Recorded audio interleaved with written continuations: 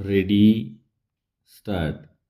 अध्यक्ष महोदय, न्यायमूर्ती छगला यांच्या दुःखद निधनाबद्दल माननीय महसूल मंत्र्यांनी जो शोक प्रस्ताव मांडलेला आहे त्या प्रस्तावाशी मी सहमत आहे.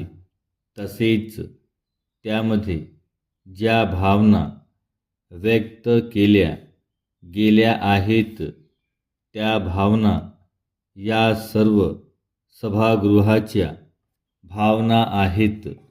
भारतभूमीचे अनेक सुपुत्र होऊन गेले, त्यामध्ये छागला यांचा जरूर समावेश केला पाहिजे, कारण त्यांचे बुद्धी वैभव आणि चारित्र्य यामुळे या देशाचे जीवन खरोखरच संपन्न झाले.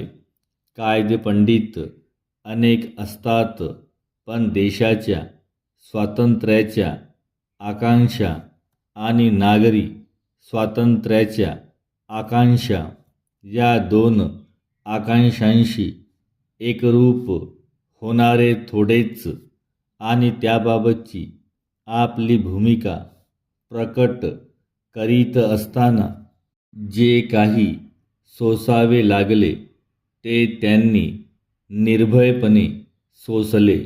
अप्रिय अशी भूमिका मांडतानाही त्यांनी कधीच संकोच वाटला नाही व ती भूमिका त्यांनी आग्रहाने मांडली.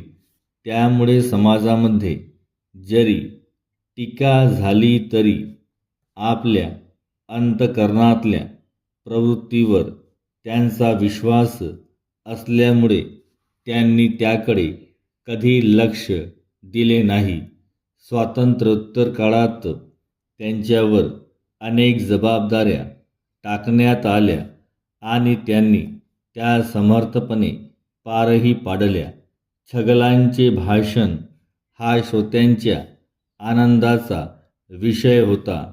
प्रत्येक भाषणामध्ये तर्कशुद्ध असा युक्तिवाद, इंग्रजी भाषेवरील प्रभुत्व व त्यांचे संपन्न व्यक्तिमत्व यातून फुलणारे भाषण याचेच दर्शन घडत असे. असे लोक दुर्मिळ होत चालले आहेत. हेमंत ऋतूत फुलणारे गुलाब पुष्प असेच त्यांचे व्यक्तिमत्व व जीवन होते.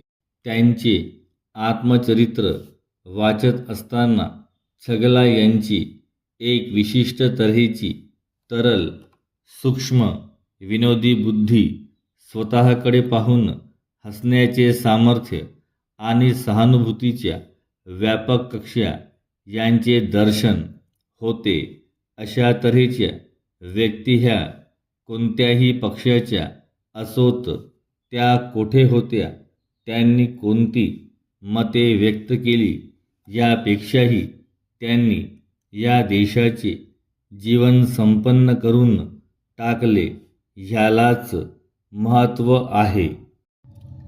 अशी व्यक्ती आपल्यातून निघून गेली याचे दुःख सर्वांनाच आहे.